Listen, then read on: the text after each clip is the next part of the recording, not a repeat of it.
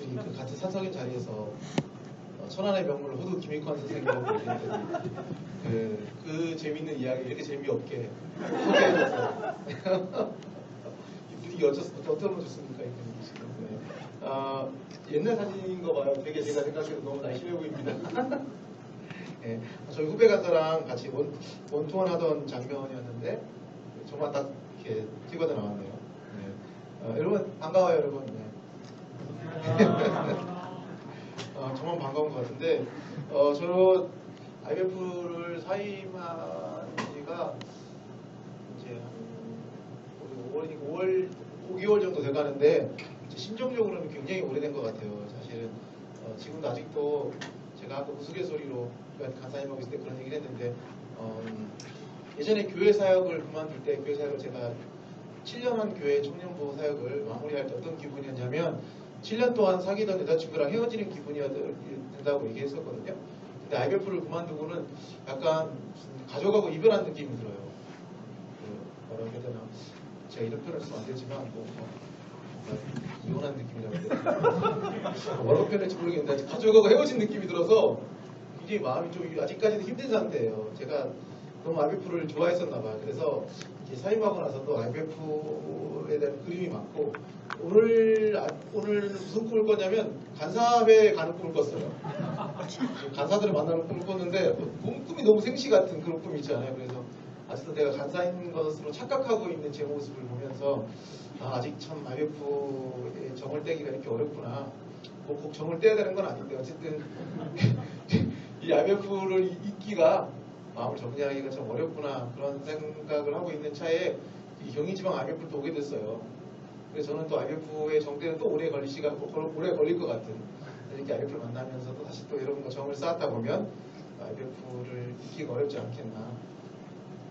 제가 지금 사임했다고 지금 저한테 이러시는 거 아니죠? 지금 굉장히 되게 어색하고 현직 간사 왔을 때 이러지 않았던 것 같은데 사임하고 왔다고 지금 약간 분위기가 남다르게 느껴지는 건 제 기분 탓이겠죠?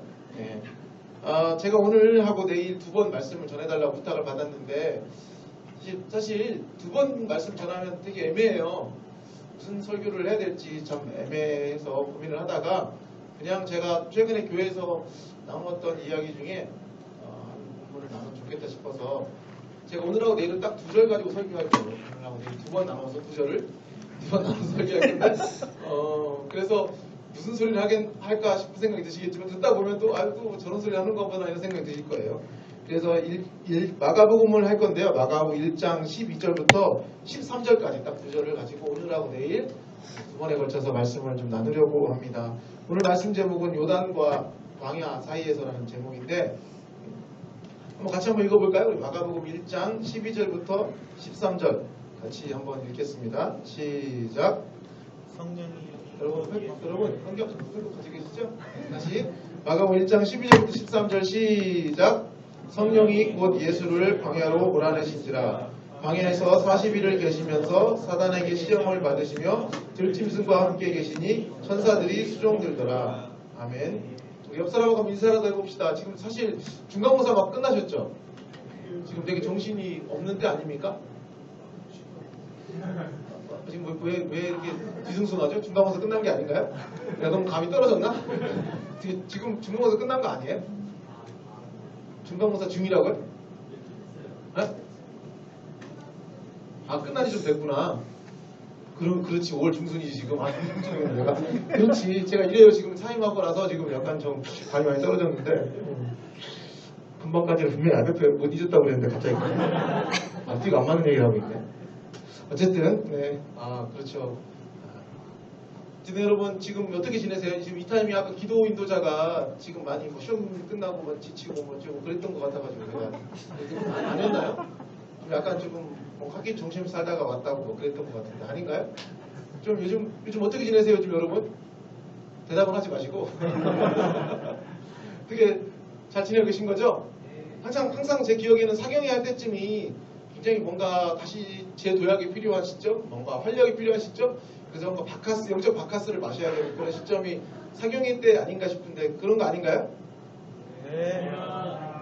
네, 그렇죠. 네. 그렇습니다. 어쨌든 제가 오늘하고 내일 뭐 여러분에게 뭐 활력을 돋게 할 자신은 없고 두 번의 시간 동안 좀 어쨌든 한 학기에 숨 고르는 시간, 그런 시간을 가지면 학기 중간쯤에 수련 앞두고 숨을 좀 고르는 시간을 가지면 좋겠다 싶습니다. 몇 사람하고 인사 한번 나눌까요? 예, 사경회를 통해 사경회를 통해 한숨 대신 뭐라고 해야 되지? 나 잠이 많이 떨어졌나 봐. 나 이런 적이 한 번도 없는데 한번 인사해봅시다. 사경회를 통해 주님의 은혜를 조기적으로 하시. 사경회를 통해 주님의 은혜를.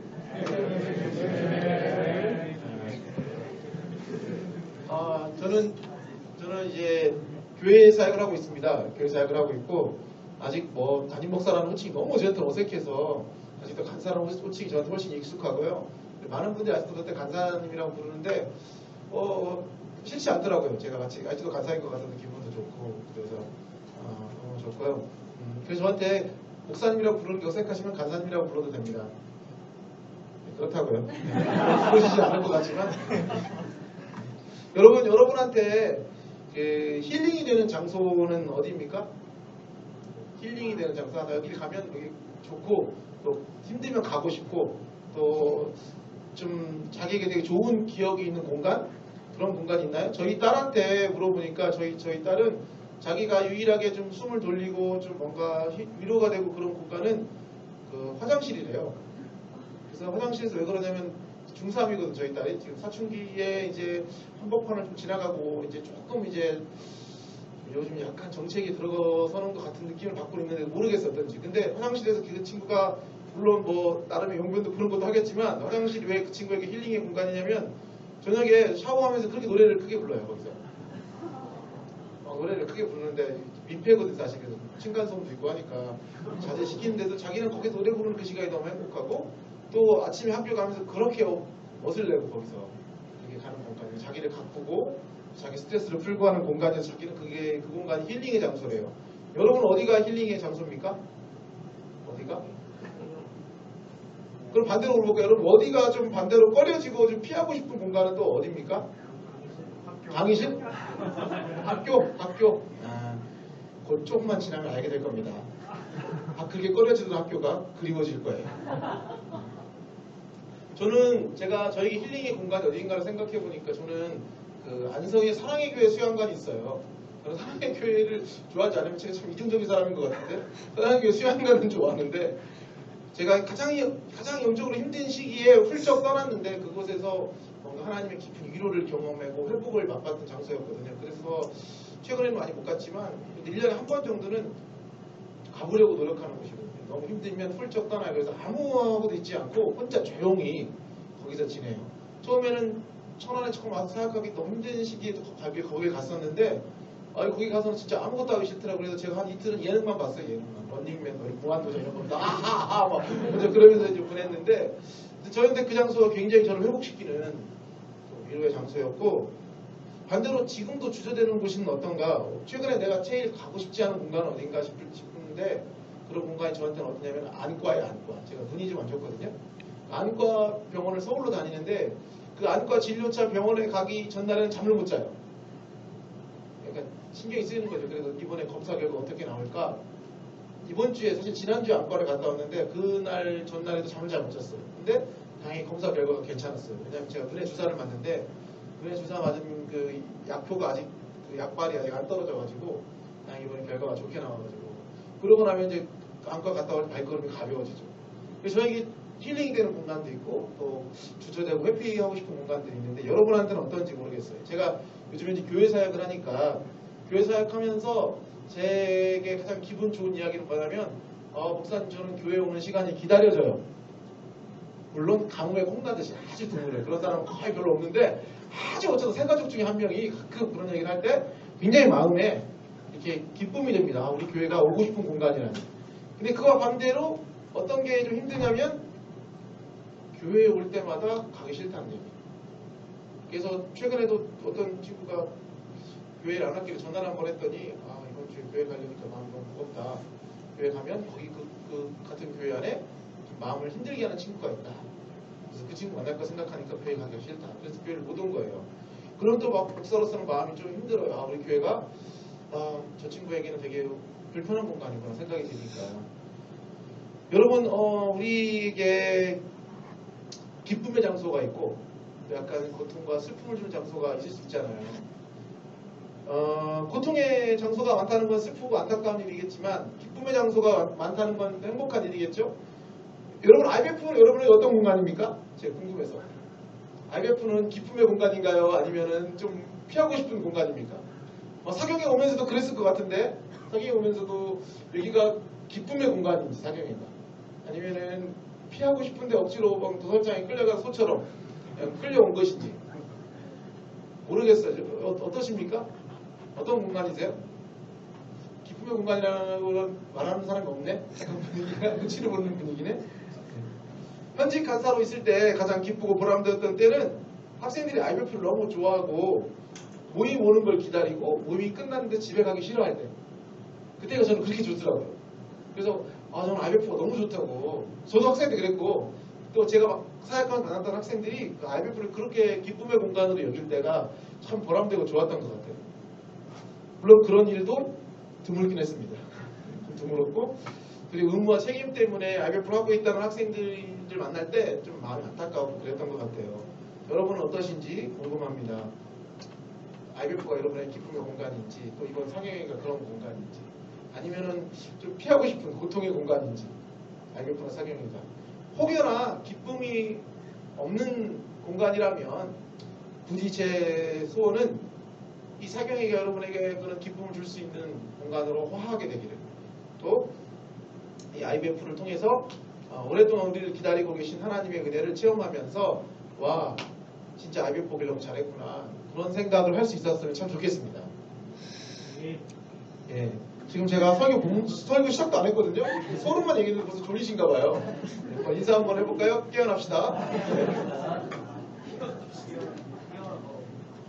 여기 사람들이 많지 않아도 다 보여요, 여러분. 저 다 보여요.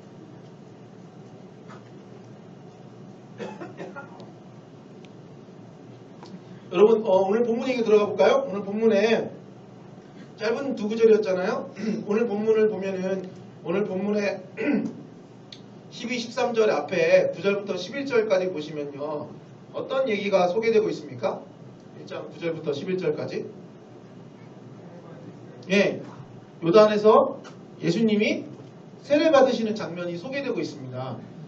세례 요한에게 예수님이 세례를 받으셨을 때 어떤 일이 일어났는지 아세요? 9절부터 11절까지 보니까 어떤 일이 일어났죠? 예, 하늘이 갈라지고 성령이 비둘기같이 자기에게 내려오심을 보셨대요. 하늘이 갈라지고 이게 오늘은 찢어졌다는 뜻인데 하늘이 찢어져요. 성막의 그 휘장이 찢어지듯이 찢어졌다는 단어인데 찢어지고 성령이 비둘기같이 내린 다음에 그리고 하늘로부터 뭐가 나와요? 소리가 나왔대요. 무슨 소리? 너는 내 사랑하는 아들이라 내가 너를 기뻐하노라. 그런 말씀을 들었대요. 얼마나 훈훈합니까? 그렇죠? 이렇게 세례를 딱 주는데 그 세례 주는 공간에서 하늘이 쫙 찢어지더니 거기서 성령이 비둘기같이 쫙 내려. 그러더니 막 음성이 들려요. 너는 내 사랑하는 아들이라 내가 너를 기뻐하노라. 여러분 이번 사경일 때 그런 경험을 하고 싶으시죠? 그렇지 않습니까? 하늘이 쫙 찢어지고 마귀가 내려와서 너는 지옥의 땔감이라 그런 얘기 듣고 싶어서 온 거 아니잖아요. 우리가 여기에 여기 온 이유가 뭐예요? 그럼 하나님의 따뜻하고 훈훈한 달달한 음성 듣고 싶잖아요. 우리가 그렇지 않습니까? 그럼 예수님이 지금 세례를 받으시는 이 장면은 지금 예수님이 마가복음에서 처음 등장하는 장면이거든요. 예수님이 마가복음에 처음 등장하셨을 때 이렇게 되게 달달하고 훈훈했어요. 근데 문제는 뭐냐면은 그 다음 이어진 오늘 본문이에요. 오늘 본문을 보니까 같은 성령인데 그 성령이 비둘기같이 내려서는 이런 아름다운 음성이 만들어졌는데 사랑하는 아들이고 내가 너를 기뻐하는 음성이 만들어지고 나더니 이번에는 그 성령이 12절 보면 12절 한번 읽어볼까요? 12절 시작. 성령이 곧 예수를 광야로 몰아내시니라. 예, 이번에는 그 성령이 어떻게 해요? 예수님을 어디로? 광야로 몰아내셨대요. 방금 전까지는 너는 내 사랑하는 아들이라 내가 너를 기뻐하노라 달달한 음성을 주시던 성령이 이번에는 예수님을 빈들로 광야로 몰아내고 계신대요. 이 좀 약간 모순이죠. 성령의 두 얼굴이라고 해야 될까? 금방까지는 굉장히 달달한 음성을 주셨어요. 그리고 너는 내 사랑하는 아들이다. 내가 너를 기뻐하더라. 그러더니 우리를 광야로 보내요. 이런 거라고 비슷하다고 봐야 되나? 금방까지는 너 나 사랑해? 나 자기 엄청 사랑해. 그래? 그럼 헤어져. 그러니까 이런 거죠. 금방 굉장히 사랑한다고 얘기해놓고 갑자기 헤어지자고.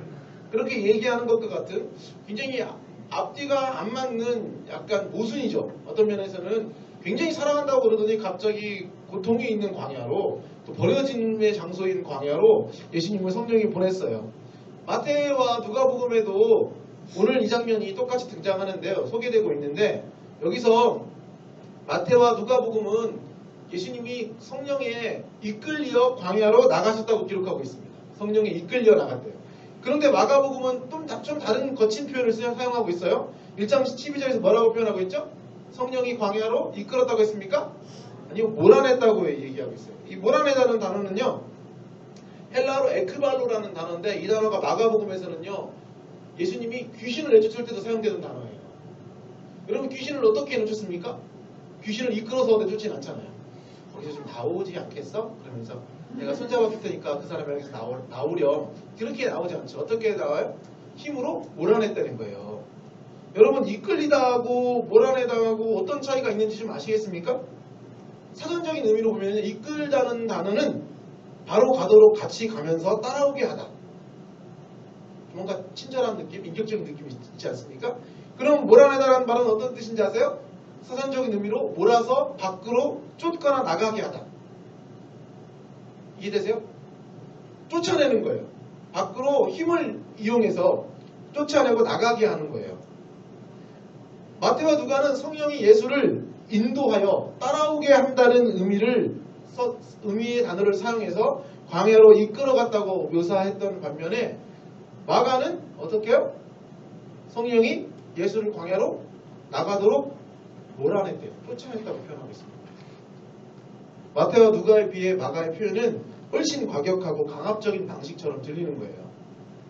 마가는 마치 예수님이 스스로 원해서가 아니라 성령의 힘에 의해 광야로 억지로 몰려나가는 것 같은 묘사를 하고 있다는 겁니다. 어떻게 된 건가요, 이게? 여러분 좀 재밌으면 좋겠는데 이게 좀 신기하지 않습니까? 아니 방금까지는 사랑한다고 너 굉장히 소중하다고 그렇게 얘기해놓고는 갑자기 광야로 몰아냈대요. 아니 광야라는 것이 어떤 공간입니까? 광야라는 것이? 여러분 광야는 사막이거든요. 사막 그냥 먹을 것도 없고 아무것도 없고 허벌판이에요. 그런데로 그냥 스스로 나간 게 아니라 성령이 몰아냈대요. 쫓아냈다는 겁니다. 엄마가 그런 거야. 넌 우리 집에서 굉장히 소중한 거 알지?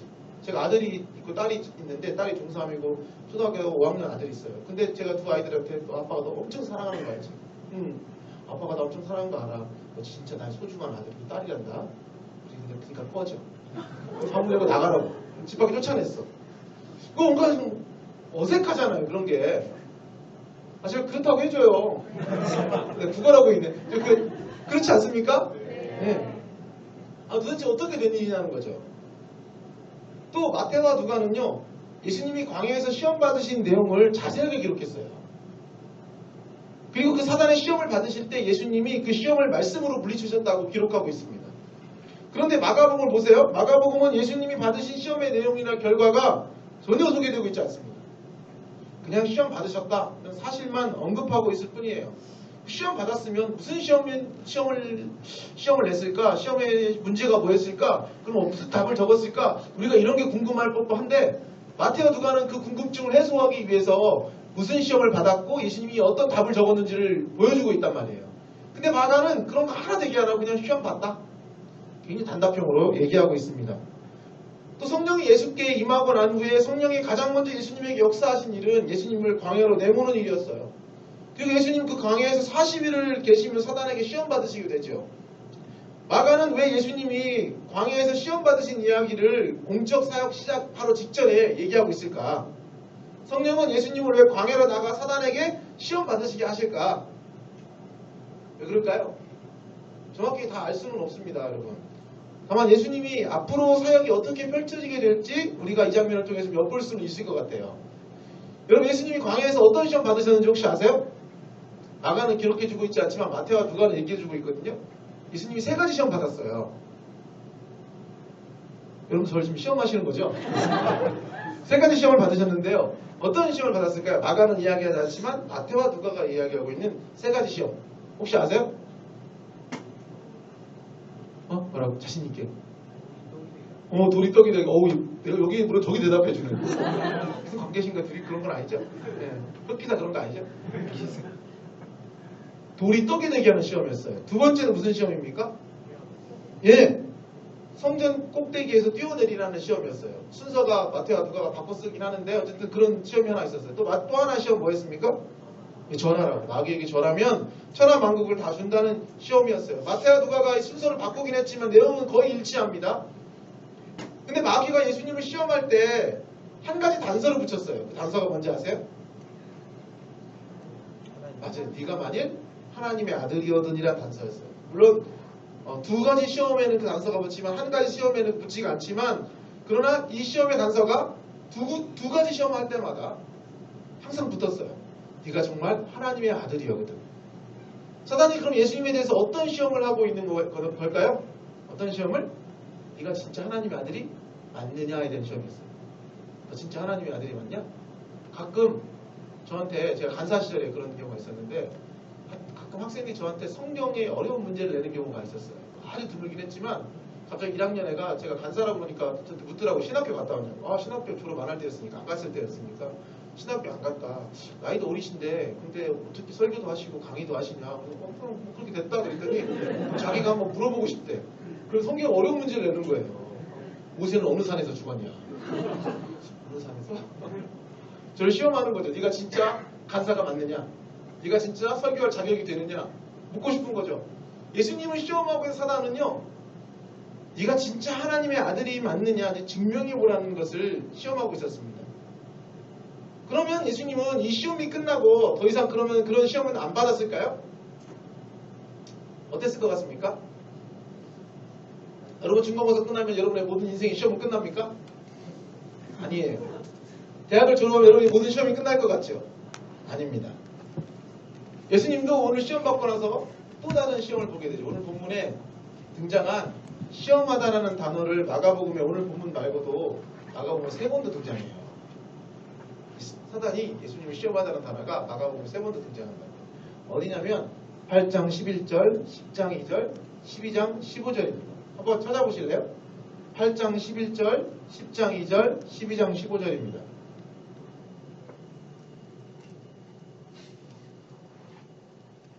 (8장 11절부터) 같이 읽어볼까요? 8장 11절 시작.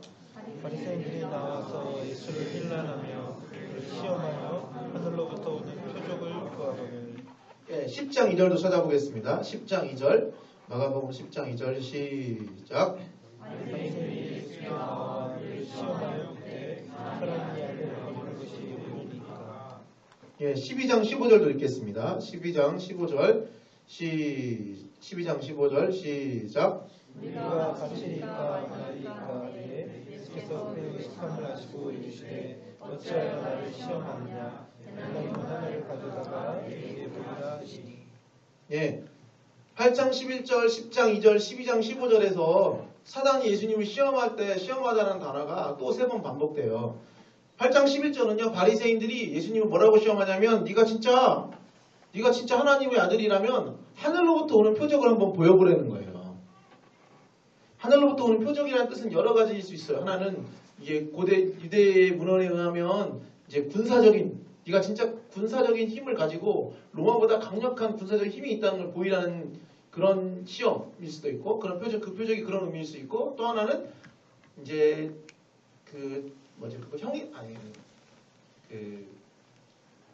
단어가 생각이 안 나네.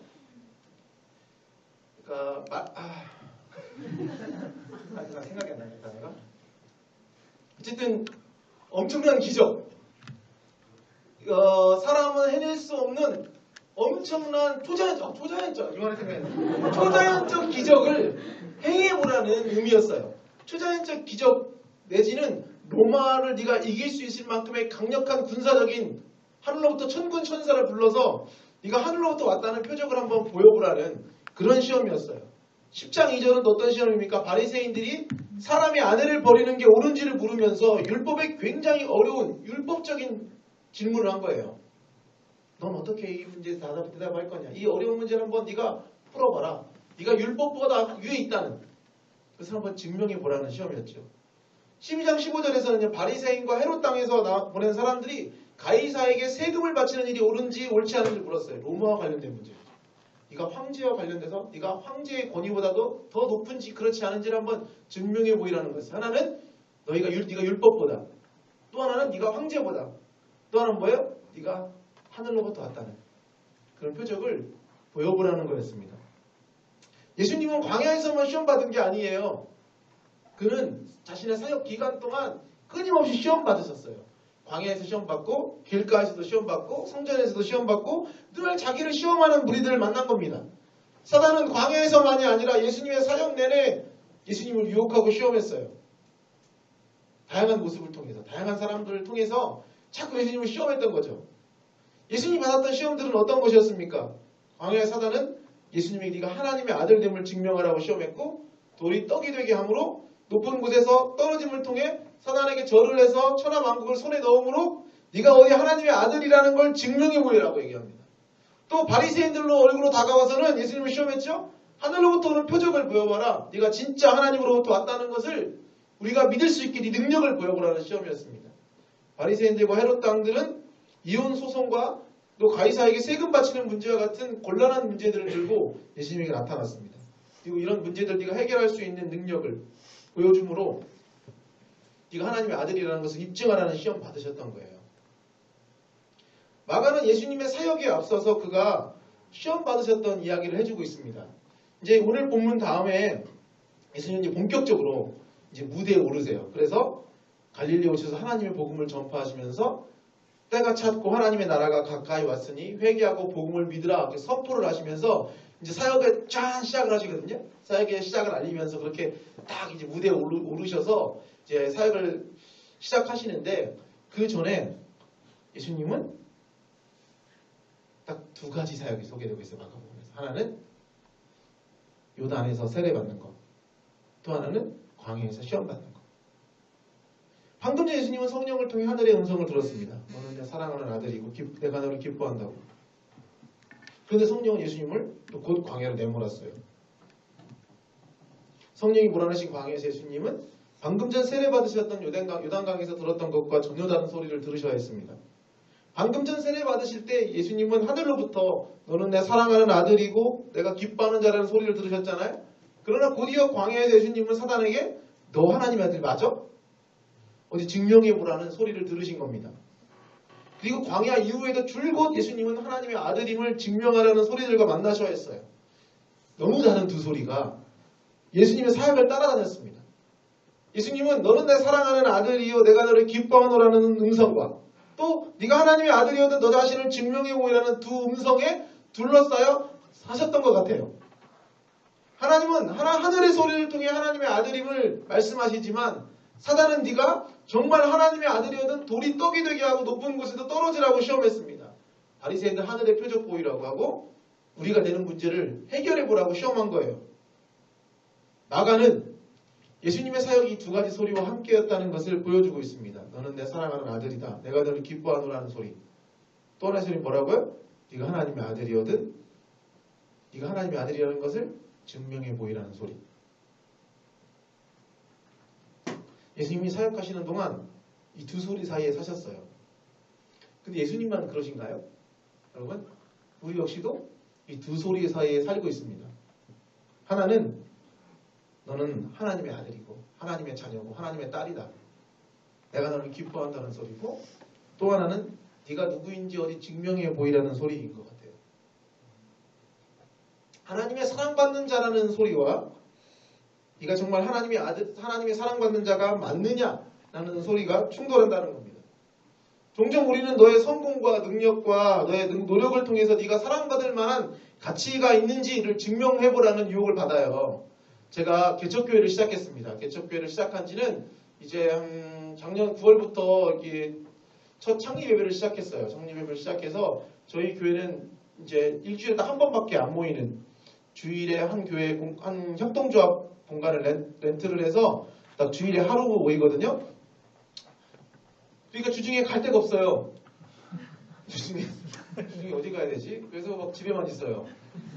심심하면 이제 최근에 제가 캠퍼스를 못 가겠더라고 간사 그만두고. 그래서 지난주에 처음으로 대학 도서관에 가봤어요.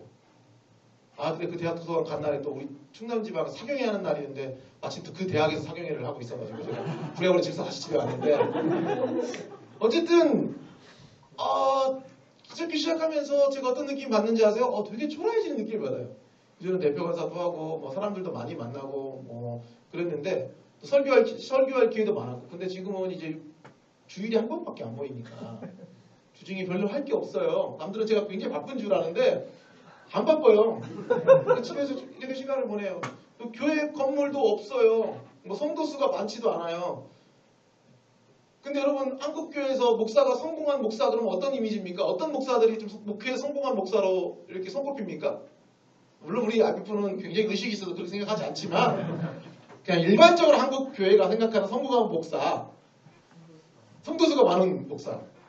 목사님 교회 몇 명 성도가 출석합니까? 저는 뭐 얼마 안 됩니다. 10,000명 정도입니다. 그러면 어휴 성공하셨네요. 이렇게 얘기하잖아요. 또 어떤 목사가 성공한 목사라고 또 얘기 듣습니까? 또 교회 건물이 크고 또 이분이 뭐 굉장히 책을 많이 써서 또 뭐 유명세가 있고 그런 거잖아요. 근데 저는 책 쓴 적도 없고요. 그러니까 유명세도 없어요. 거기다가 제가 교회 건물도 없어요. 성도수도 얼마 되지 않는 거예요. 최근에 누가 물어보더라고요. 목사님 교회 건물 어디냐고. 그래서 주중에 어디 가면 목사님 만날 수 있냐고. 그래서 어디로 가면 만날 수 있냐고요? 그냥 전화번호 전화 주시면 제가 나갈게요. 그냥 또 집에 있다고 해도 창피하고. 그렇다 보니까 교회 건물이 크고 성도수가 많고 또 유명세가 있는 목사들이 목회에 성공한 목사처럼 보이니까 또 성도들도 다 그렇게 생각하는 것 같으니까 제가 굉장히 초라해진 느낌이 들고 마음에 어떤 유혹이 찾아드는지 아세요? 빨리 뭔가 성과를 내야 될 것 같은 뭔가 좀 교회 성도를 더 뭔가 늘려야 될 것 같은 뭔가 건물이라도 뭐 하나 좀 구비해야 될 것 같은 그런 유혹이 찾아오는 거예요. 그런 교회 성장을 통해서 뭔가 내가 대단한 목사다. 나중에가 그렇게 우습게 생각할 그런 목사 아니다. 나도 목회로 성공한 목사다라는 소리를 듣고 싶은 거죠. 근데 그런 거 생각해보면 제가 IBF 하면서도 그렇게 성공하지 않은 것 같거든요. 제가 IBF 하면서 뭐 엄청 학생 수를 늘렸다든지 그렇지도 않았으면서 왜 갑자기 목회하면서 그런 부담을 느끼는지 이미 내가 하나님 안에 거하고 있고 그분의 사랑받는 자라는 사실을 저는 믿긴 하지만 사실 그것을 받아들이며 사는 건 쉬운 일은 아니에요. 그분의 사랑이 내가 가진 소유와 능력이 절대 뒤바뀌어지지 않는다는 것을 머리로 아는 것과 마음으로 받아들이는 게 너무 다른 일이라는 걸 많이 느껴요.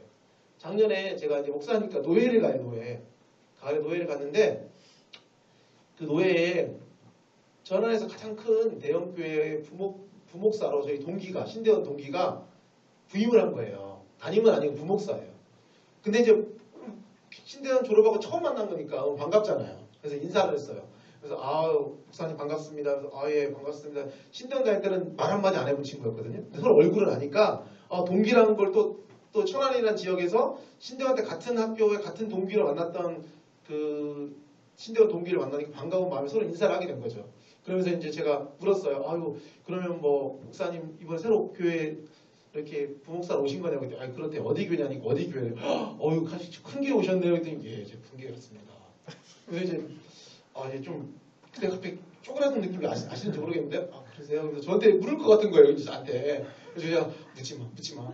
너 어디 교회냐 묻지 마. 근데 갑자기 이분이 아니야 다를까. 그래서 슬픈 얘기하면 틀린 적이 없지 않습니까? 그래서 저한테 그러는 거예요.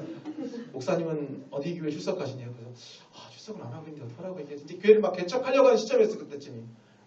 제가 개척을 지금 좀 준비 중에 있습니다. 개척이요?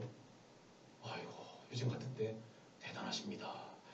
그러는데 너무 내가 초라하게 느껴져요. 그 사람은 엄청 담임 목사도 아니지만 대형교회 부목사로 와 있고 나는 이제 개척교회 시작할 때는 너무 내가 초라하게 느껴져서 그때 제가 아직 현직 간사였거든요. 그래서 제가 나름 이제 자존심을 내세운다고 근데 제가 아직 지금은 IBF 대표 간사로 하고 있습니다.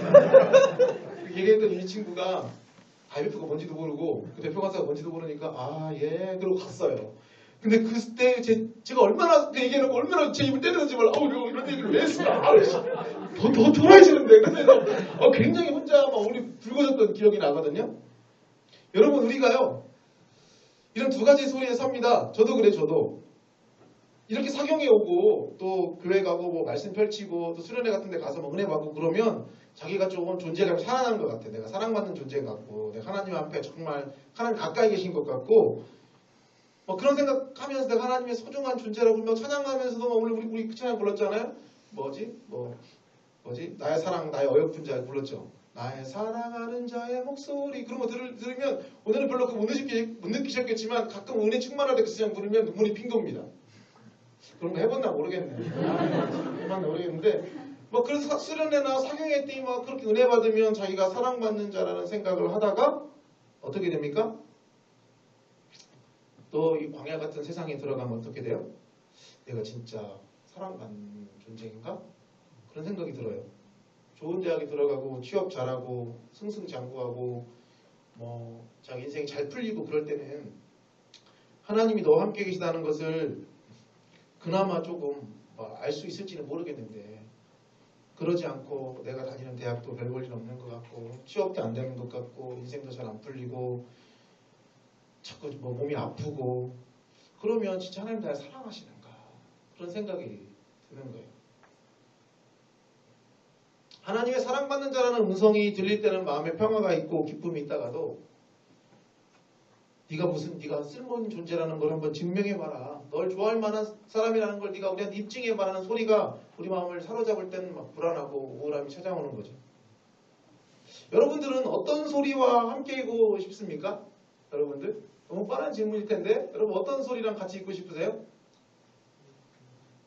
여러분 요단에서 사는 것과 광야에서 사는 삶을 선택할 수 있다면 여러분 어떤 삶을 선택하겠습니까? 나는 하드코어적인 삶이 좋습니다. 저는 군대도 해병대 갔다 왔고요. 저는 대학 졸업 후 일부러 몇 년간은 취업 안 할 생각입니다. 그런 하드코어적인 삶을 꿈꾸는 분들이 혹 있는지 모르겠어요. 그래서 저는 광야를 선택하겠습니다. 이제 평생 저는 광야 혼자 그렇게 살겠습니다. 그런 분들이 혹시 있을지 모르겠어요. 리스펙, 존중하지만 저는 그렇게 살고 싶지는 않습니다. 저는 그렇게 살고 싶지는 않아요. 대부분 우리는 누구도 너를 증명하는 사단의 소리가 존재하는 광야의 삶을 살고 싶지는 않을 거예요. 대부분 너는 내 사랑하는 아들이라 내가 너를 기뻐하노라 라는 음성과 함께이고 싶을 겁니다. 여러분 광야와 요단을 한번 비교해 볼까요? 요단은 어떤 곳입니까? 요단은 일단 물이 넉넉한 곳이에요. 그렇죠? 물이 넉넉해요. 어떤 공간입니까? 거기는요. 나를 지지해주는 세례요한의 소리가 있어요. 세례요한이 평생 뭐 했습니까? 예수님에게? 예수님 어떻게 해요?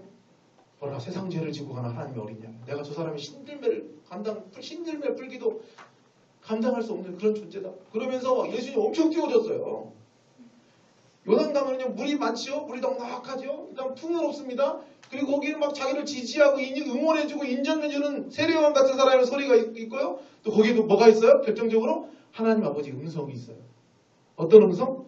너는 내 사랑하는 자, 내가 기뻐하는 자라는 음성이 있는 곳입니다.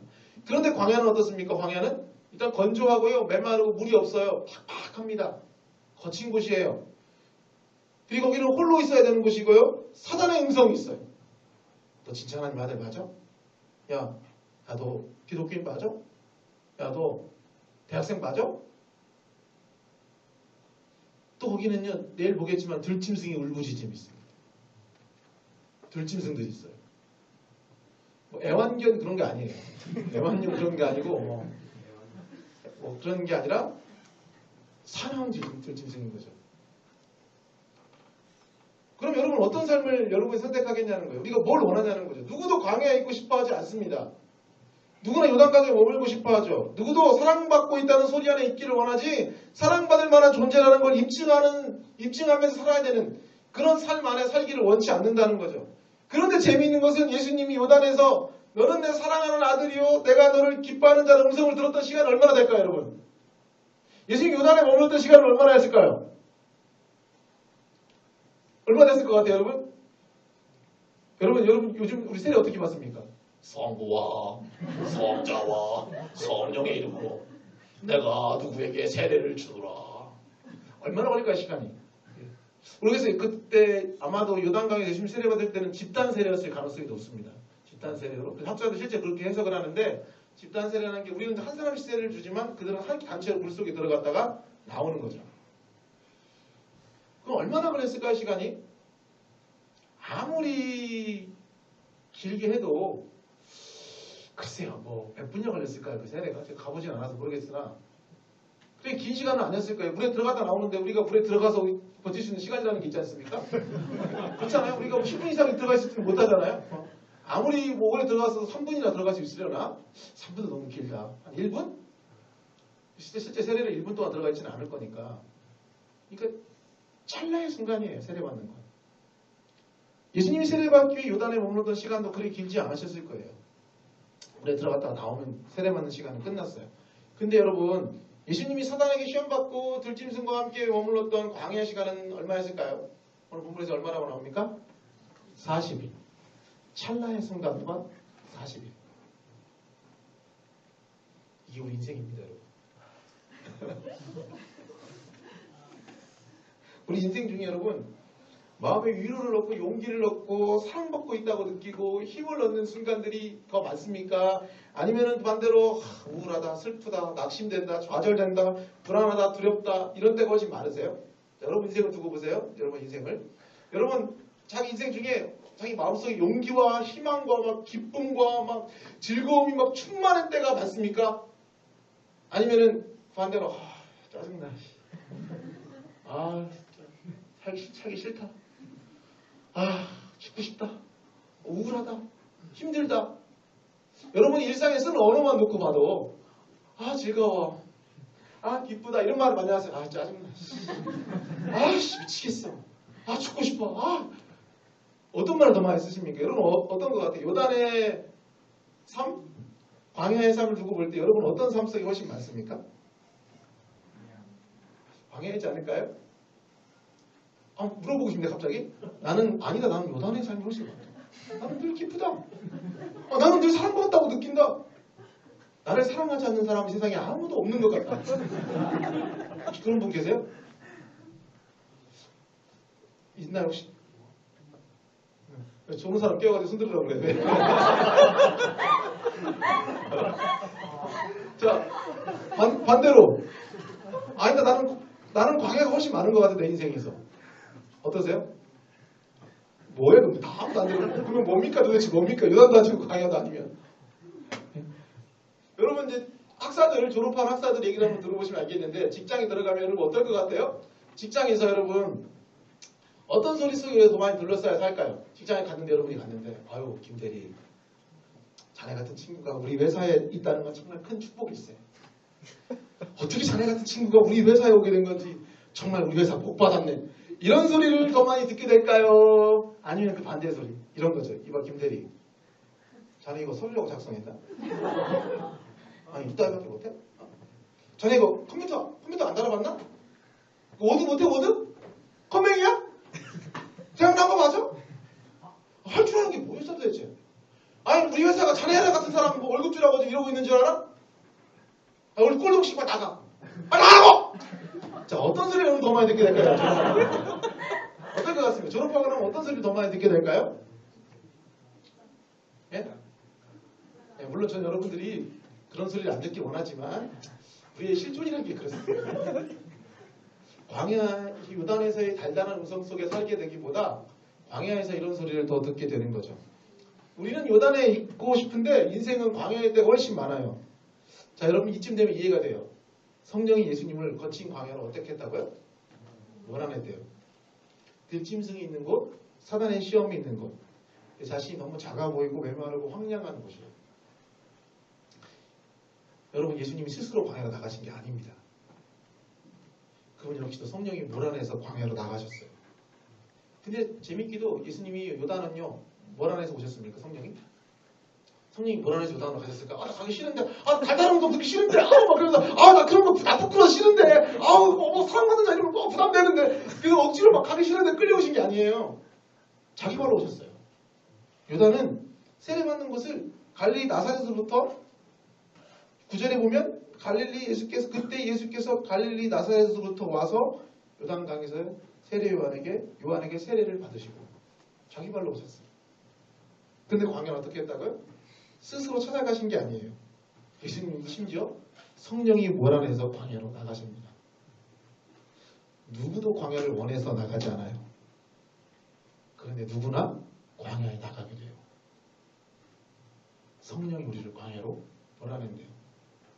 물이 넉넉한 요단에서 사랑받는 사실에 기뻐하고 즐거워하면서 자기를 사랑해주고 인정해주고 지지해주는 사람들이 있는 곳에는 우리는 누구나 자기 발로 나갈 수 있습니다. 그런데 삭막하고 외롭고 고독하고 위험하고 무서운 광야는 대부분 몰아내야 가게 돼요. 내가 원해서 가기보다 어쩔 수 없이 간 거예요. 제가 예전에 충남지방 대표관사 할 때 제가 원해서 간 게 아니었고요. 저는 충남에서 몰아내서 갔어요.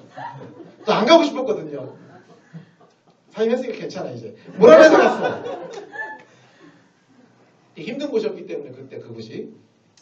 예수님은 요단에도 계셨지만 광야에도 계셨습니다. 우리는 요단강에도 있지만 때로 내몰려 광야 가운데 나가게 됩니다. 우리는 풍요의 강물 흐르는 부유한 땅에 살 때도 있어요. 근데 그땐 잠시예요. 대부분 거칠은 광야 같은 인생길을 걸어갈 때가 훨씬 많습니다. 우리 삶은 그렇게 둘 사이에 끼어 살아가요. IMF 하면서 요단과 같은 삶을 누릴 때가 많을까요? 아니면 광야 같은 삶을 누릴 때가 많을까요? 맞아요. 목회하면서 요단 같은 삶을 살 때가 많을까요? 광야 같은 삶을 살고 싶을 때가 많을까요? 솔직히 제가 여러분 앞에서 솔직히 얘기하지만 목사를 정말 하면서 보람을 느끼고 기쁨을 느끼는 순간보다 들어서 못해 먹겠네 이런 순간이 더 많습니다. 녹음돼서 나 완전히 노예에서 잘리는 거 아닌가? 목사지 박탈당하는 거 아닌가? 예수님도 본격적인 사역에 앞서서 하나님 나라를 선포하면서 자기 공적을 사역하기 시작하기 전에 마가가 딱 두 가지 이야기를 했어요. 하나는 뭐냐면 세례받는 이야기하고 광야에서 시험받는 얘기. 본격적인 사역에 앞서 그 둘 사이에 살아가는 삶을 몸소 보인 거예요. 저는 이것이 우리가 당면한 삶의 실제라고 생각해요. 예수님이 광야에서 시험을 당하시면서 보이셨듯이 우리는 자기 부정의 소리로부터 분리돼 살아갈 수가 없는 존재인 거죠. 그럼 우리 자신을 부정하는 소리들이 들리는 광야의 삶이 우리의 실제입니다. 우리는 우리 자신을 부정하는 소리들에 둘러싸여 살아갑니다. 그게 우리 삶의 실제라고요. 성공보다 실패를 맛보고 인기보다 무시와 혐오를 경험하고 권세보다 무능력한 자신을 만날 때가 인생 가운데 참 많습니다. 살면서 여러분 칭찬 좀 들어보셨습니까? 칭찬 들어보신 적 있다? 칭찬 들어본 적 있다. 도대체 뭡니까? 저를 시험하시는 거죠 지금? 살면서 들어왔던 칭찬들이 아마 여러분도 있긴 하겠죠. 그렇죠? 없으면 좀 해드리려고. 살면서 들어왔던 칭찬들은요. 저도 있거든요. 근데 제 기억 속에 오래 머물지가 않더라고요. 칭찬들은 잘. 근데 아주 오래전인데도 저를 향한 비난과 멸시와 혐오의 말은 지금도 기억이 나요. 여러분 어떠세요? 여러분 어떤 말이 더 오래 여러분 마음에 남으세요? 나만 그런가? 100마디 칭찬보다 한마디 비난을 오랫동안 기억합니다. 삶에서 들었던 칭찬들은 한참을 생각해 기억이 나는데 비난과 혐오의 말은 즉시 떠올라요. 제가 26년 전이에요. 26년 전 고등학교를 졸업했습니다.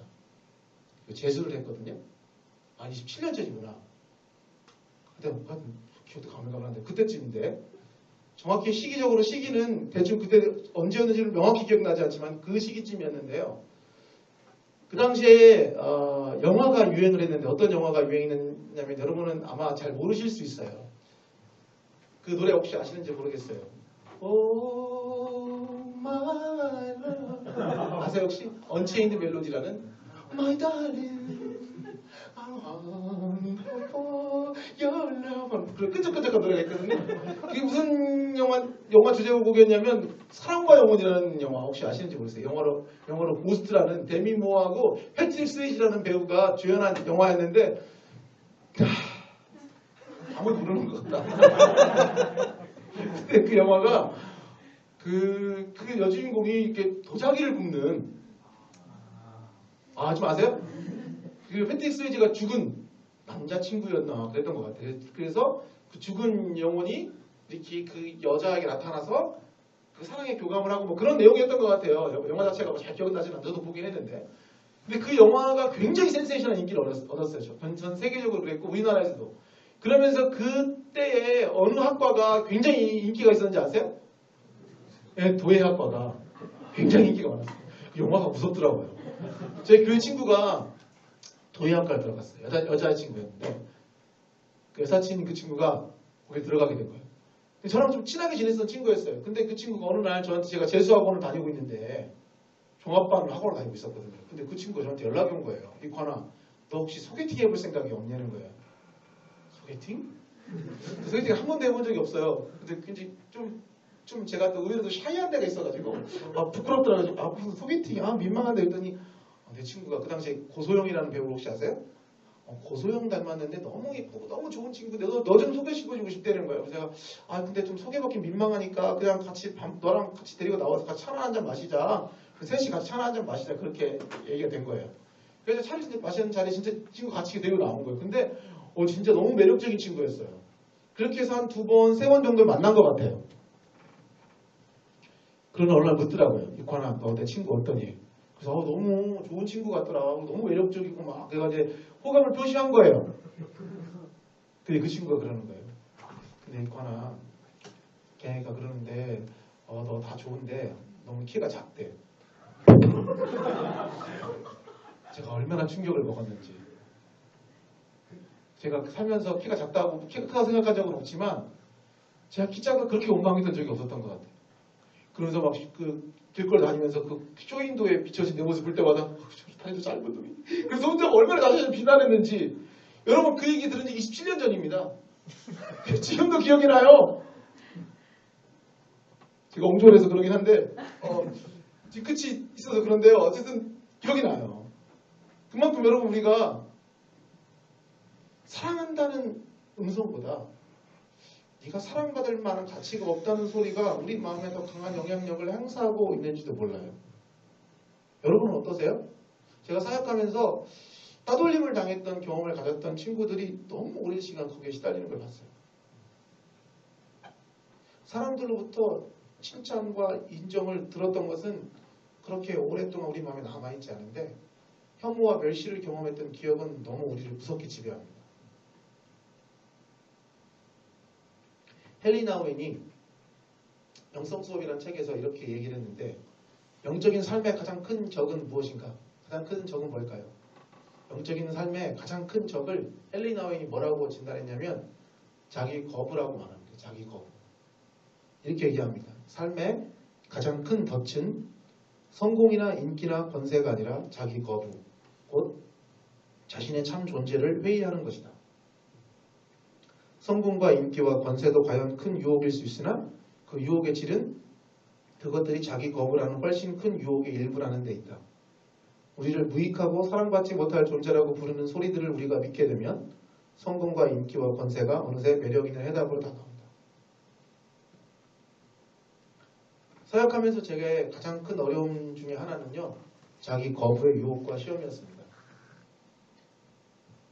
어릴 때부터 저는 가부장적 분위기 속에서 자라왔어요. 우리 세대 제 또래 사람들이 대부분 그랬는데 가부장적 분위기 속에서 자라다 보니까 저희 아버지는 저한테 늘 너는 남자답지 못하다는 소리를 참 많이 하셨어요. 제가 아까 얘기했지만 키도 작았고 여러분도 제 설교를 들으면 금방 느끼셨겠지만 제가 말이 많아요. 그 얘기하는 걸 굉장히 좋아했습니다. 저희 딸아이도 저를 똑같이 닮아가지고 말이 많아요. 저희 아내가 집에서 저희 딸아이를 혼내는 소리를 듣고 있으면 어디서 많이 듣던 얘기인데 그런 생각이 들으면서 제가 패키지를 같이 혼나는 느낌이 들 때가 있어요. 키도 작고 말도 많고 대화하는 거를 좋아했고 운동은 잘 못하고 또 잘 까불었어요. 제가 막 까불고 노는 애였거든요. 그러니까 아버지가 이렇게 밥상에서 앉아서 식사를 할 때마다 그렇게 저를 꾸짖으셨어요. 뭐라고 꾸짖으셨냐면 너는 남자 자식이 왜 이렇게 말이 많냐. 제가 그거를 너무 많이 들은 것 같아요. 그 얘기를 어릴 때부터. 남자 자식이 왜 이렇게 많아. 저놈의 자식은 이야기 좋아해서 가난하게 살겠다고. 그래서 우리 아버지 예언자셔가지고 제가 그 예언대로 지금 가난하게 살고 있는데 친구들이 제 가벼움 때문에 저를 우습게 여기는 것 같았어요. 사춘기 시절을 지나면서도 나 스스로 무슨 생각에는 난 남자답지 못해. 나는 그래서 같은 남자들 사이에서도 무시받는다는 생각이 드는 거예요. 그럼 제가 어떤 생각을 했겠습니까? 나는 너무 가볍고 나는 너무 이렇게 진중하지 못하고 그래서 사람들이 나를 무시한다 생각하니까 제가 반면에 어떤 사람이 되고 싶었냐면 무거운 사람이 되고 싶었어요. 진중한 사람, 묵직한 사람이 됐잖아요. 여러분 애니어그램 아시나요? 저는 장형이 그렇게 부러웠어요. 특히 8번 딱 무게감 딱 있는. 그래서 그런 사람들이 너무 동경이 됐고 청소년기에는 그런 사람들을 너무너무 부러워하면서 하는 거예요. 저는 굉장히 예민하고 저는 소심하고요. 되게 섬세한 스타일이에요. 그런데 이제 제 주변에 저희 아버지를 비롯해서 제 주변 사람들은 남자가 너는 왜 이렇게 예민하냐 핀잔하셨고 또 그 이야기가 고스란히 내면화돼서 제 것이 된 거예요. 저는 그런 제 모습을요 굉장히 싫어했습니다. 좀 덜 예민하고 과묵하고 상처 안 받고 좀 그렇게 무덤덤한 그런 사람이 되고 싶었던 거예요. 간사가 된 이후에도 제 예민함은 제 발목을 잡았습니다. 제가 신입간사 지원할 때 사람들이 적은 단점들이 있었거든요. 그래서 제가 싫어하던 제 험을 다 적은 거예요. 넌 너무 예민해. 저는 그게 너무너무 싫었어요. 제가 사람이 저보고 간사님 너무 재밌으세요. 그 말을 굉장히 싫어했어요. 재밌다는 게 저한테 가볍다는 말로 들렸거든요. 나는 무거운 사람 되고 싶은데 자꾸 재밌대. 간사님 설교 너무 재밌었어. 나 오늘 웃기려고 한 거 아니야. 그래서 애들한테 간사님 예전 끝나고 하기만 간사님 오늘 설교 너무 재밌었어요. 나 오늘 웃기려고 설교한 거 아니야. 막 애들이 아니 그냥 재밌었는데 늘 그렇게 무거운 사람이 되고 싶었고 그렇게 예민하지 않은 가볍지 않은 그런 존재가 되고 싶었던 것 같아요. 근데 제가 이렇게 떨어지지 않는 거예요. 늘 제가 허물과 제 지독한 싸움을 싸웠습니다. 제가 진짜 예민한 존재가 되고 싶지 않아가지고 특별히 정말 열심히 살았어요. 진짜 목에 피가 날 정도로 제가 성대결절이 걸렸는데 진짜 열심히 기도했어요. 정말 하나님 나 좀 변화시켜달라고. 그리고 제가 가벼운 사람이 되기 싫어서 무거운 사람 되려고 책을 얼마나 읽었는지 몰라요. 책을. 제가 군대에서도 100권 이상 읽었고요. 간사하는 동안도 일주일에 2권씩 읽었어 책을. 그리고 더 웃긴 거는 좀 약간 웃긴데요. 제가 클래식 음악을 그렇게 열심히 들었어요. 근데 지금도 이제 듣다 보니까 좋아져가지고 지금은 이제 클래식 음악을 이제 사랑하게 됐는데 좋아서 들은 게 아니라 진짜 그렇게 무거운 사람 되고 싶어가지고 제가 음악을 기본적으로 좋아했는데 뭔가 고상한 존재가 되고 싶어서 클래식 음악을 그렇게 많이 들었네요. 클래식 책도 열심히 읽고 막 어울리지는 짓을 엄청 한 거예요. 그렇게 10년이 지났습니다. 훨씬 지난 것 같아요. 그때는 이제 제가 신학기도 졸업을 했고 이제 대표 간사로 이제 장기 헌신 간사가 된 5년차 간사할 때 다시 평가를 받게 됐어요. 근데 그 중간중간에 여러 번의 평가를 받았었거든요.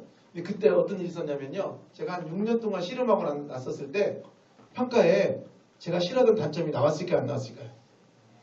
네? 안 나왔어요. 그래서 제가 무슨 생각을 했겠습니까? 내가 변화됐구나. 내가 변화됐구나 무슨 생각을 한 거예요.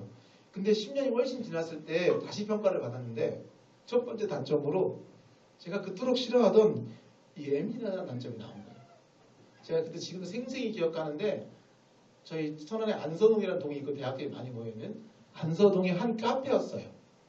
천안 호서대 앞에 있는 어느 카페였어요. 그 3층에 있는 카페였는데 간사들하고 회의를 하고 있었어요. 간사님들하고. 제가 앉은 자리도 기억이 나요. 갑자기 문자가 딱 온 거예요. 메일이 왔다는 거. 평가서 이제 메일을 보냈다고 확인해 보라고. 그래서 그 간사들 회의하는 중간 제가 메일을 딱 열은 거예요. 제 관심이 뭐였냐면 장점 하나도 단점 1위로 뭐가 나왔나 본 거죠. 그때 예민하다가 나온 거예요. 그날 회의를 완전히 멈췄어요. 무슨 회의인지 기억도 안 나. 계속 그 생각하고 너무 낙심이 돼서 제가 너무 낙심이 된 거예요. 왜냐하면 제가 그 지난 10년을 어떻게 보냈냐면 제 단점을 없애보려고 엄청나게 노력을 했단 말이에요. 근데 너무 괴롭고 자괴감이 든 거예요. 왜 안 바뀌었지? 그때부터 제가 엄청나게 속상해가지고 기도를 하기 싫더라고요. 기도가. 근데 기도 안 했어요. 열받아가지고. 너무한다 진짜. 하나님 너무하시네. 너무 속상하지. 사역도 하기 싫더라고. 어느 정도 이렇게 마음이 상했는지, 얼마나 많이 상했는지 사역도 하기 싫었어요. 그러다가 어느 날 하나님이 제 기도하던 중에 걔에게 깨달음을 주셨는데 저는 이렇게 부르시는 것 같았어요. 이코나 너는 왜 너를 너에게서 지우려고 하느냐 물으시는 것 같았어요. 제가 그토록 싫어하던 제 허물을 제 인생이 제가 자꾸 지우고 싶어서 막 발버둥만 치고 있는 거예요. 근데 하나님이 저한테 그걸 왜 자꾸 지우려고 하냐고 물으시는 것 같았어요. 제가 그날부터 시작된 제 인생의 중요한 여정이었는데 그때가. 그럼 제가 무슨 고민을 하게 됐냐면 뭘 알게 됐냐면 내가 그토록 싫어하던 내 허물이 사실 하나님이 내 이 사역 가운데 가장 중요하게 일하셨던 통로였다는 것을 알게 된 거예요. 역발상 일어난 거죠. 어떤 거냐면요. 제가 제 가벼움을 너무 싫어했는데 제 가벼움 때문에 제가 사람들과 쉽게 친해지서 찾았다는 걸 알게 됐어요. 제가 오늘 어떻게 느낄지 모르겠지만 제가 좀 친화력이 좀 있는 편이에요. 좋게 얘기하면 친화력이 나쁘게 얘기하면 오지랖인데 사람들하고 너무 잘 지내는 거예요. 이 사람 저 사람하고. 그래서 이 사람 저 사람. 저희 딸도 그래. 저희 딸도. 야, 너 누구 만나러 아는 동생. 뭐 이렇게 아는 동생들이 많은지 막 아는 동생들 만나러 돌아다녀. 자기네 학교 애들도 아니야 막. 그러더니 결국 아는 동생하고 연애를 시작해가지고 요즘에. 진짜. 어쨌든 그렇게 막 제 가벼움 때문에 사람들과 쉽게 친해졌어요. 또 제 예민함 때문에요. 제가 분위기 파악을 굉장히 잘해요. 지금 분위기가 안 좋구나. 간사들이 말이 좀 어려운가? 간사들 갔다가 무슨 속상한 일 있나? 왜 저러지? 하다가 물어보는 거야. 너 무슨 안 좋은 일 있냐? 왜 얼굴이 안 좋아? 간사님 어떻게 하셨어요? 그러면서 막 얘기도 나누고 학생들이 또 얘기하다가도 쟤 좀 기분이 좀 안 좋은 것 같은데 좀 가서 좀 물어 좀 봐봐. 막 그러면서 분위기 파악을 빠른 거죠. 또 제가 소심했기 때문에 남의 얘기를 잘 들어요. 그래서 예를 들면 제가 막 책만 열심히 읽고 있을 때 너무 책만 읽는 거 아니냐? 간사가 말씀과 기도로 살아야 되는 거 아니냐? 그런가? 그럼 말씀과 기도로 가는 거예요. 또 말씀과 기도만 또 열심히 딥다 막 기도만 하고 있으니까 너 너무 영파되려고 그러냐? 너 책 좀 읽어야 되는 거. 책을 좀 읽어야 돼. 다시 또 책을. 그래서 제가 한 곳에 치우치지 못하고 여기 있다가 저기 있다 자리를 너무 자주 옮겨 다닌 거예요. 나중에 보니까 그걸 통해 균형 감각을 배웠더라고요. 약간 비웃는 분위기인데. 그리고 제가 설교 시간에 지금 좀 부드러워졌는데 한참 때는 저주파 치료기라는 별명을 가지고 있었어요. 저주파 치료. 왜냐하면 저주를 하도 많이 해가지고 설교 시간에. 되게 무거운 얘기를 많이 했어요. 혼내는 이야기. 혼내는 설교를 되게 많이 했고 제가 예전에도 그런 얘기 한 것 같은데 청년부 사역하면서는 그런 얘기를 많이 했어요. 진짜 너희들 종교라는 기독교라는 게 적지 말라고. 너희 같은 놈들 때문에 한국 기독교 못 먹는 거라고. 무늬만 기독교인 것이 뭐가 필요해? 너희 같은 것들은 한국교회 재앙이라고 막 그러면서 교회 나오지 말라고 막 설교 시간에 그러고 이 세상에서 제일 불쌍한 애들이 누군지 아냐고. 어릴 때부터 모태신앙으로 태어나서 교회 한 번도 안 빠지고 주일학교 봉사 열심히 하고 성가대도 하고 심지어는 금요철이야 새벽 예배까지 나오고 그러다가 지옥 가는 애들이라고. 그게 누군지 아십니까? 바로 여러분. 막 이러면서 엄청 제가 막 그런 저주 얘기를 많이 했어요. 근데 신기하게도 그 친구들이 뭐라고 얘기했냐면 목사님이 간사님이 다른 사람이 그 얘기했으면 우리가 굉장히 받아들이기 거부감 들고 마음 눌렸을 것 같은데 간사님은 존재가 가벼워서 그 무거운 메시지가 우리의 마음을 찌르긴 하지만 우리의 존재를 훼손하지는 않는다고. 그 얘기들이 생각이 나는 거예요. 내 허물이 내 무기였다니. 내가 일평생 내 인생에서 지우고 싶었던 그 약점이 내 강점이었다니. 제 허물을 극복하면 제가 간사를 더 잘할 거라고 생각했는데 그게 아니었던 거예요. 제 허물을 극복해서 좋은 간사가 되는 게 아니라 제 허물 때문에 간사로 부름받았다는 것을 깨닫게 된 겁니다. 지금 제 모습은 너무 부족해 보이고 지금보다 나은 모습으로 탈바꿈해야 사역이 더 발전할 거라는 생각을 얼마나 지독하게 많이 했는지 몰라요. 그래서 변화에 대한 강박이 저한테 있었어요. 고유한 나보다 변화된 나를 소망하며 살아온 거죠. 근데 이제 와서 지난 시간을 돌아보면 하나님은 저의 사역 기간 내내 저라는 사람을 고유한 나를 받아들이고 아끼며 사랑하는 법을 끊임없이 가르쳐 오셨더라고요. 제가 IBF를 통해 가장 많이 배운 것, 사역 변화하고 성장하기 위해 지독하게 책들을 읽어댔고 심지어 탈바꿈을 위해 처절히 기도하던 시간들이 결코 무의미하진 않았습니다. 하지만 독서와 기도가 제게는 변화를 위한 채찍이 될 때가 많았습니다. 제가 아까 대인 간사님 소개하면서 하나님의 까불이 얘기를 했는데 얼마 전까지 카톡 상태 메시지가 하나님의 까불이었어요. 제가 앞에서 얘기했지만 사실 저는 제가 까불인 걸 굉장히 싫어했습니다. 재밌다는 말도 싫어했다고 그랬잖아요. 지금은 그렇지 않은데 몇 년 전까지는 제가 재밌다는 소리 듣는 것도 별로 좋아하지 않았어요. 제가 왜 하나님의 까불이라는 상태 메시지를 오랫동안 하게 됐냐면요. 몇 년 전에 청년부 수련회를 갔다가 아침에 기도를 하고 있었어요. 그때도 여전히 변화되지 않은 저 때문에 괴로워서 기도하고 있는 중이었어요.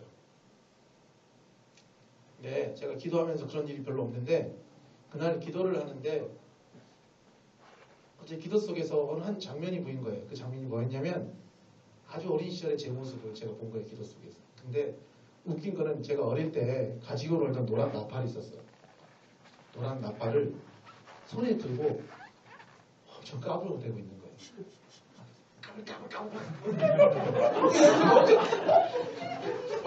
근데 제가 그거를 볼 때 어떤 마음이 들었을까요, 여러분? 제가 기도 속 그 장면을 보는데 어떤 생각이 들었을까요, 제 마음에? 막 불안해지는 거죠, 제가 마음이. 왜 불안했을까요? 저러다 또 혼나려고. 쟤 또 저 혼나려고 저쪽 까분다 또. 저 또 혼나려고. 그러면서 막 제가 막 불안해지는 거야. 또 아빠랑 또 혼날까봐. 근데 뒤를 이렇게 제가 기도 속에서 그 꼬마인 제가 나팔을 들다 까불다가 뒤를 이렇게 돌아본 거예요. 근데 뒤에 왕이 가마를 타고 행차를 하고 있는 거예요. 대치타 아시죠? 대치타. 하면서 왕이 가마를 타고 행차를 하는 거예요. 그러면서 기도 속에서 제 마음에 음성이 들렸어요. 이관아, 네 손에 나팔을 들고 불어라. 이 나팔 소리에 왕이 행차하신다. 마음껏 까불어라. 내 앞에서 까불어. 네가 까불 때 내가 너를 너무 좋아하고 기뻐한다는 소리가 제 마음 사로잡은 거예요. 제가 얼마나 울었는지. 우리 아버지는 내가 까부는 걸 그렇게 싫어하셨는데 하나님 아버지는 내가 까부는 걸 참 기뻐하시는 거예요. 그러면서 제 사역 속에서 제가 가장 신바람 났을 때는 제가 항상 까불었던 기억이 난 거예요. 제가 설교하면서 가장 은혜가 있다고 느꼈던 순간들은 제가 설교 시간에 그렇게 많이 까불었던 때였어요. 신입간사 훈련 때는 저희 담당했던 간사님이 너 앞으로 까불지 말라고 명령하셨거든요. 너 앞으로 절대로 사람들 웃기지도 말고 나와서 까불지도 말고 조용히 지내라고 얘기하셨어요. 그래서 제가 까불지 않고 조용히 지내려고 얼마나 몸부림치면서 그때 열심히 금식하고 그랬던 기억이 나요. 저는 늘 일평생 제 모습을 저한테서 지우려고만 살아왔어요. 근데 하나님 끊임없이 제게 말씀하셨어요. 내가 네 안에 창조한 너의 고유의 모습, 그 모습이 내가 너에게 부여한 선물이라는 거예요. 작년에 전국 간사 수련회에서 마지막 사인 인사하면서 사회 보던 친구가 전국의 선후배 간사님들에게 하고 싶은 얘기가 있으면 얘기해보라고 이야기를 제가 마음 먹고 이야기를 했어요. 왜냐하면 제가 가장 마음속에 가장 크게 가지고 있던 화두였기 때문에 후배들이 그렇게 얘기했던 기억이 나요. 아마 들었던 분들도 계셨겠지만 우리 후배들이 꼭 그 얘기 하고 싶었어요. 사랑하는 간사님들, 여러분 자신을 변화시키려고 애쓰지 마십시오. 여러분의 허물을 없애려고 하지 마십시오. 우리는 바뀌지 않습니다. 성숙은 변화가 아닙니다. 성숙은 우리 자신의 무늬와 결을 바뀌는 데 있는 게 아니라 내 무늬와 결을 내 것으로 받아들여 가고 내가 싫어하던 내 모습이 더 이상 싫지 않아지고 내가 점점 더 나를 사랑해 가는 것이 성숙이라는 것을 꼭 얘기하고 싶었어요. 제가 늘 첫 설교를 이걸로 잡았어요. 이 사역에 평생 내 마음속에 크게 남았던 또 내 사역 속에서 내가 하나님께 들었던 아주 중요한 메시지. 예수님은 사역의 시작 맨 첫 순간에 너는 내 사랑하는 아들이요 내 기뻐하는 자라는 음성을 들으셨습니다. 사역의 결과나 사역의 열매나 사역 이후에 달라진 모습을 통해서 예수님이 하나님으로부터 넌 내 사랑받는 자라는 소리를 들으신 게 아니에요, 여러분. 이거 굉장히 중요한 겁니다. 예수님이 사역을 다 마치시고 부활하시고 난 후에 아니면 십자가에 달리셨을 때 너는 정말 수고 많았다. 넌 내가 정말 사랑하는 자에 대해 기뻐하는 자라. 그때 사역의 결과나 사역의 열매나 사역의 달라진 모습을 통해서 그 음성을 들으신 게 아니에요. 사역과 전혀 무관합니다. 사역이 시작되기도 전에 이미 그는 사랑받는 존재라는 것을 하나님으로부터 확인받고 그 음성을 듣고 그 음성을 가지게 된 겁니다. 사랑하는 우리 경인 안교 형제자매 여러분, 다시 얘기하지만 우리는 평생 배제와 포용 사이에 살아갑니다. 나를 품으시는 하나님의 소리와 나를 거부하는 광야의 소리 사이에 끼어 사는 거예요. 요즘 여러분 어떤 소리들에 둘러싸여 살고 계신가요? 우리 인생 중에 광야의 소리가 훨씬 많이 우리 인생을 지배합니다. 하나님의 음성을 듣는 순간은 찰나일 뿐입니다. 아브라함은 자기 인생 중에 하나님의 음성을 몇 번이나 들었을까요? 10번도 안 됩니다. 하나님의 음성을 들었다면 절대로 이스마엘을 낳지도 않았을 거고요. 절대로 아내를 누이라고 2번이나 속이지도 않았을 겁니다. 하나님의 달달한 음성을 듣는 순간은 아브라함의 인생에도 야곱의 인생에도 이삭의 인생에도 굉장히 조금밖에 되지 않았어요. 일부였을 뿐이에요. 그러나 그와는 비교되지 않을 정도로 긴 어둠들, 광야 같은 시간들, 메마름들, 절망하는 시간들, 슬픔의 시간들, 낙심하는 순간들이 훨씬 많았습니다. 사랑하는 형제자매 여러분, 요즘 여러분은 어떤 곳에 살고 계신가요? 기쁨의 공간인 요단에 서 계십니까? 고통의 공간인 광야 한복판을 지나고 계십니까? 어떤 소리가 요즘 여러분의 마음을 움직이고 있나요? 너는 정말 좋은 사람이야. 넌 정말 소중하고 넌 정말 가치 있는 존재라는 소리가 여러분 마음을 지배합니까? 아니면 나는 이거밖에 되지 않을까? 지금까지 뭐하고 산 걸까? 정말 내가 싫다. 이런 소리가 여러분의 마음에 공명을 일으키고 있습니까? 이번 사경에 우리가 지금 말씀의 자리에 나와 있잖아요. 말씀을 듣는다는 것은 결국 우리 안에 소리를 걸러내는 일인지도 몰라요.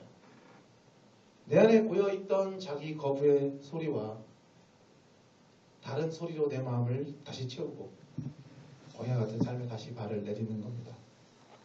예수님은 너는 내 사랑하는 아들이야. 내가 너를 기뻐하노라는 음성을 듣고 그 찰나의 그 짧은 순간에 그 말씀을 가슴에 새기고 광야 같은 40일의 긴 시간을 버티셨습니다. 이번 사경이 그런 시간이 되면 좋겠어요. 아마 이 1년 중에 찰나의 순간일 뿐이잖아요. 이틀의 사경에 이 찰나의 순간 다시 우리가 하나님의 사랑 안에 있다는 것을 받아들이고 너는 내 사랑하는 아들이야. 내가 너를 기뻐하노라는 그 음성을 마음속 깊은 곳에 되뇌이고 그 말씀으로 우리 마음 깊은 곳에서 불을 밝혀서 다시 어둠의 깊은 시간들을 묵묵히 걸어갈 용기와 힘을 얻게 되시기를 바랍니다. 오늘 말씀 속에서 하늘의 소리가 광야의 소리를 이기는 역사가 일어나게 되기를 주님의 이름으로 축복하고 싶습니다.